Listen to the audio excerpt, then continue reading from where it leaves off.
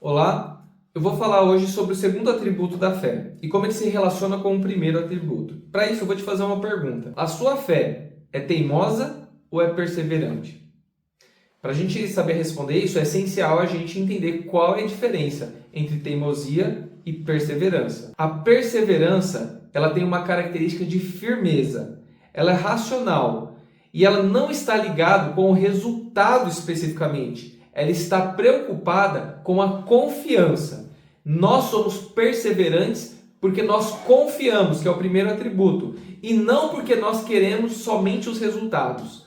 Os resultados, eles podem vir ou não, dependendo da prerrogativa divina. Não depende da minha fé especificamente e somente, embora ela tenha um papel muito importante, mas é uma prerrogativa divina. Então a perseverança é essa firmeza porque confia em Deus e não no resultado esperado. Nós lemos aqui Romanos em uma outra situação, e eu vou ler novamente Romanos 5, 3 e 4. E ele diz assim, a tribulação produz perseverança, a perseverança, experiência, a experiência, esperança. Então a perseverança, ela está a serviço da esperança, diferente da teimosia.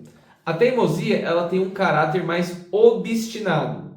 Mesmo com sinais, mesmo com conselhos, com fatos, nós ignoramos tudo isso porque estamos obstinados. Não temos clareza nem no nosso propósito, mas o nosso ego, ele é muito forte para retroceder. Então, nós nos tornamos teimosos. Então, a nossa fé não deve ser teimosa, porque a teimosia produz algo diferente da perseverança. Se a perseverança está a serviço da esperança, a teimosia está a serviço do desgaste. Então, quanto mais teimosos nós somos, mais desgastados nós ficamos. Seja espiritualmente, fisicamente, emocionalmente. Depende da área que você é muito teimoso, você vai acabar se desgastando. Então, o segundo atributo, eu já vou adiantar, é perseverança.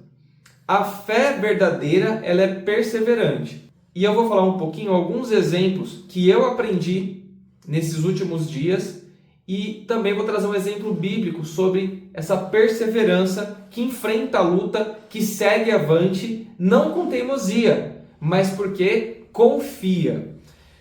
Bom, quando eu estava no hospital, eu já contei isso de uma forma mais abrangente, mas eu vou retomar aqui alguns pontos. Então, quando eu estava no hospital com meu filho, nos primeiros dias, a minha principal oração estava sendo para que Deus fizesse a minha vontade. Senhor, faça a minha vontade, tire meu filho daí. Não era uma vontade simplesmente egoísta. Eu ouso dizer que era uma vontade relativamente e realmente nobre. Um pai se preocupando com seu filho, um pai que não tem o que fazer, mas clama por um milagre. E estávamos ali até que, confiando, eu decidi entregar o Thomas nas mãos de Deus. E a partir daí, nós continuamos firmes, confiando, independente do resultado. O resultado já não fazia mais parte daquele pacote da fé. Ele estava nas mãos de Deus. O resultado que viria estava nas mãos de Deus. Seja para um lado, seja para o outro, a nossa perseverança já estava firmada. E isso é muito importante de nós entendermos durante a nossa fé. Porque as coisas nesse mundo, elas não acontecem sempre do jeito que a gente quer que elas aconteçam. E porque muitas vezes o resultado é diferente do que nós esperamos, nós temos dificuldade de entender o que é um milagre. Todos querem um milagre. Todo mundo quer um milagre. Mas ninguém se conscientiza do peso que isso traz. Quando nós estávamos no hospital, no momento de angústia, nós percebemos que somente um milagre para nos tirar daquela situação, tirar o nosso filho daquela situação. E nós compreendemos, eu compreendi especificamente nesse período que eu fiquei lá, que muitos de nós queremos milagres, mas nós não nos conscientizamos do caminho que devemos percorrer para que esse milagre aconteça. Então, em vários exemplos bíblicos, a gente vê o milagre. Olha que bonito esse milagre. Mas a gente não percebe o tanto de luta, dor e angústia que aquele personagem, aquela pessoa trilhou para que aquele milagre se realizasse. E nós somos tão carentes de milagre, então nós atribuímos essa palavra milagre a coisas cotidianas no nosso dia. E eu, com bastante frequência, eu ouço pessoas agradecendo a Deus, e eu não digo que elas não devam agradecer. Todas as coisas procedem de Deus, de fato, mas agradecem como um milagre. Eu agradeço a Deus porque Deus realizou um milagre e meu filho conseguiu um emprego. Eu agradeço a Deus porque realizou um milagre e nós conseguimos vender a nossa casa. Deus realizou um milagre. E eu fico pensando, essas coisas, elas são tão cotidianas, elas não são milagres.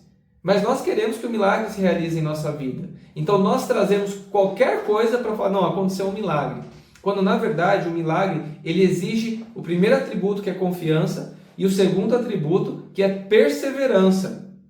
Então a gente vai trazer um pouquinho aqui a história de Gideão. A história de Gideão, para quem não conhece, é o seguinte: Gideão, ele foi chamado por Deus para uma missão. Gideão não era ninguém. Gideão estava ali lavrando a sua terra e Deus o chama para uma missão grandiosa, ia libertar o povo de Israel. E ele vai lá, convoca então um exército. Quando ele convoca o exército, vem lá 40 e poucos mil homens, se eu não estou enganado. No decorrer do processo, esse número cai para perto de 10 mil e esse número continua caindo até que chega em 300.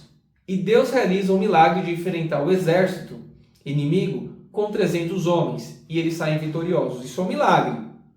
Agora, pensa em Gideão, se coloca no lugar de Gideão. Quando Deus o chamou, já começa para ele uma dúvida. É assim mesmo, Senhor? É isso? Não é? Ele faz alguns questionamentos, coloca algumas provas para Deus e as coisas vão se realizando e aquilo vai aumentando a sua fé, mas ele ainda tem uma dúvida, pede novamente uma prova e aí até que ele entende, não, essa é a vontade de Deus, eu vou seguir perseverante nela. Então ele confiou em Deus, sua fé foi fortalecida a ponto dele confiar e agora ele decide perseverar. E quando ele persevera, ele consegue esse exército.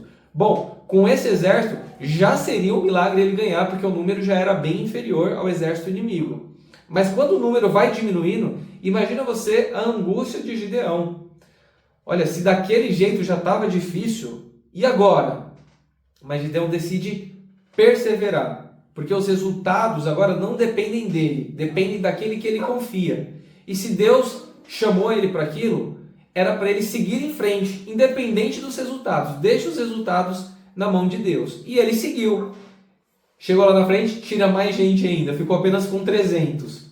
E agora? Persevera ou desiste? O que você faria?